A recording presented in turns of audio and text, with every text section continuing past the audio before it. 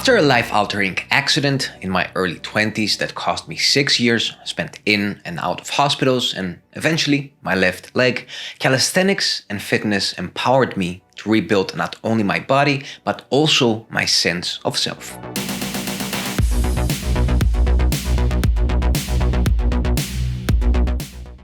If you're an old subscriber, you probably already know this, but what I haven't shared with you is that this also crossed over to a more imbalanced place after a certain point, since what began as a path to strength and resilience soon morphed into a more shallow source of validation and distraction from deeper mental trauma that I had to face and work on. Now, a lot of this back then was happening subconsciously, and only now can I see things a lot more clearer since the male ego is triggered that way. But eventually I realized that pushing yourself harder isn't the solution to everything, especially to things such as pent-up stress, anger, sadness, and of course, neither is it the way to a path of inner peace and balance. So after coaching a lot of men over the last years, what I've first of all realized is that this struggle is actually very common. A lot of us use fitness to numb uncomfortable emotions, to mask our fears, to silence all those inner demons. But what if there's a more balanced and better way to do things? What if I told you that the true power of exercise lies not in its ability to distract you from reality, but in its potential to cultivate genuine self-discovery? What if you could harness the power of your workout to become more mindful, reshape negative thoughts, and cultivate gratitude? In today's guide, we'll explore 3 simple strategies to infuse mindfulness, positive self-talk, and gratitude journaling into your routine in order to not only enhance your physical performance and health, but also strengthen your mental well-being and navigate your day with a bit more resilience and grace.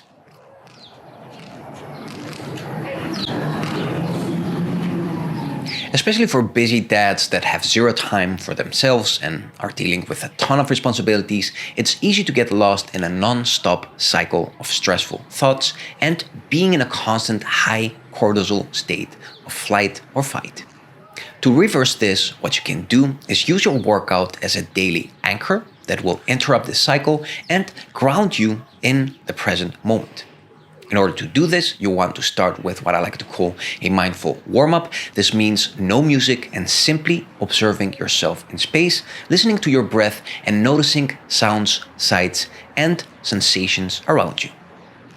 By shifting your focus away from your racing thoughts and into the here and now, acknowledging that the world won't implode if you put it on pause for a few minutes, you can calm your mind but also prepare for a more focused workout. Often, you'll notice that even if you are initially lost in a raging storm in your mind, all it takes to feel better is opening your eyes, stepping out of your head, and bringing yourself into the present moment. I don't know if this helps, but here's a personal mantra that I like to review in my workout journal just before I start my mindful warm-up.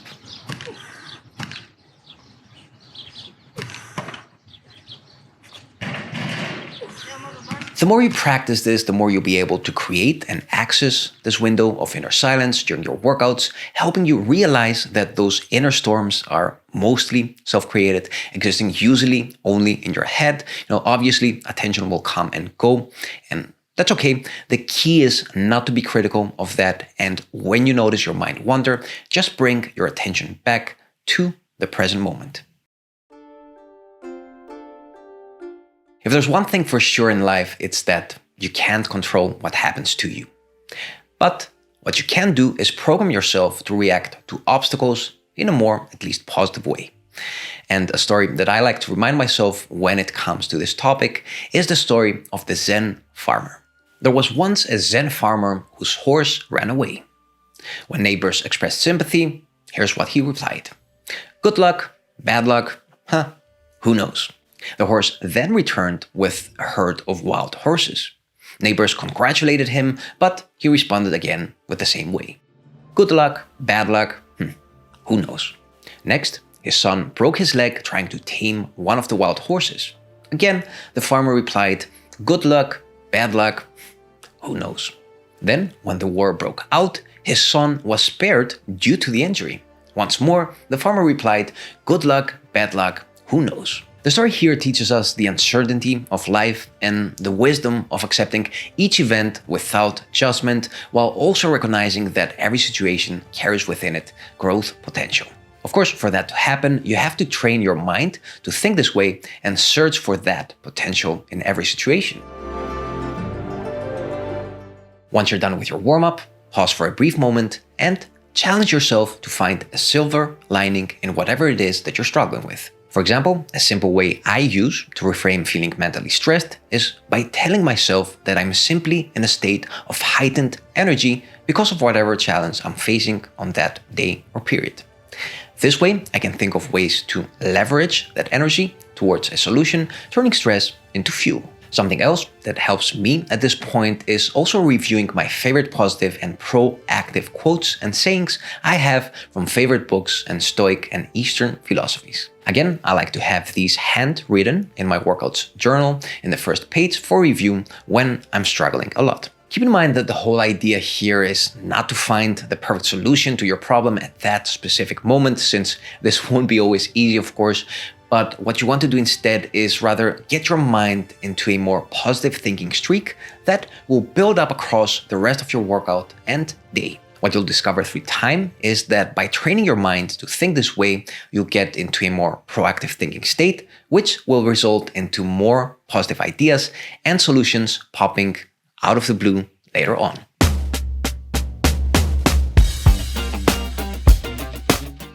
After you're done with your training, you can use the same notebook you use to track your workouts to also do a little bit of gratitude journaling. In general, our primal instincts are more prone to have us dwell on the more negative stuff as a survival tactic. It's simply how our mind is shaped by evolution, and for good reasons, since by being constantly vigilant in the past, you would live longer. However, since this is no longer a helpful evolutionary trait, and because everyone nowadays usually has more than enough stress, what gratitude can do for you is actually serve you as a potent antidote to all this primal wiring and help you appreciate the abundance in your life. Now, the reason I'm trying to explain all this in depth is probably also because I always struggled with gratitude journaling. It was always something that didn't come to me naturally, something I resisted a lot, even though I saw the value in it. A big reason behind this, I think, is because of the societal narrative we get as men growing up, telling us to be tough and not show emotions, which can make your life a lot more difficult than it really has to be. However, what I did find out with gratitude journaling was that it actually came a lot more naturally and effortlessly for me when I did it after training. I think that this is because of all the feel-good chemicals in your body, combined with the mental clarity and the boost of confidence and motivation that you're left after training.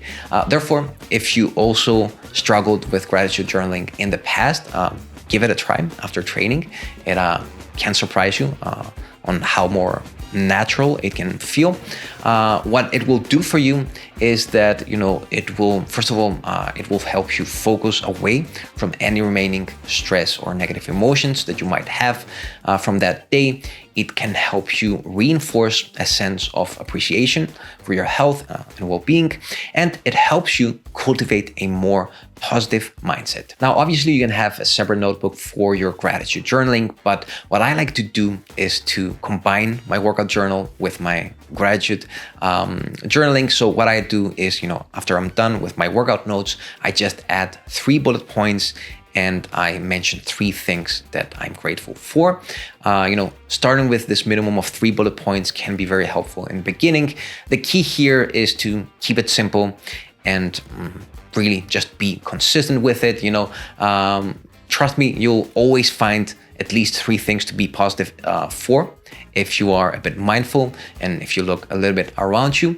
So to summarize today's video, here is the practice in a nutshell. Number 1, begin your workout with a mindful warm-up, grounding yourself in the present moment and calming your mind by focusing on your breath and surroundings. Number 2, try to find at least one silver lining around whatever cloud might be hovering over your head that day. And number 3, after your workout, take a few moments to express gratitude by putting on paper at least 3 things you're grateful for today. By incorporating these practices into your workouts, you can transform your fitness journey into a more rounded path of well-being and personal growth. You don't have to do this only when you're feeling stressed.